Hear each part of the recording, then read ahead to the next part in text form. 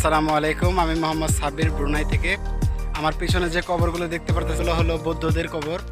এখানে হাজার হাজার কবর আছে। এই যে এদিকে যত দূর দেখতে পারতেছেন ওই পাহাড়ের উপর পর্যন্ত এখানে হাজার হাজার কবর। এদিক দিয়ে ভিতর দিকে আরো অনেক আছে। এগুলো সব বৌদ্ধ ধর্মাবলম্বীদের কবর।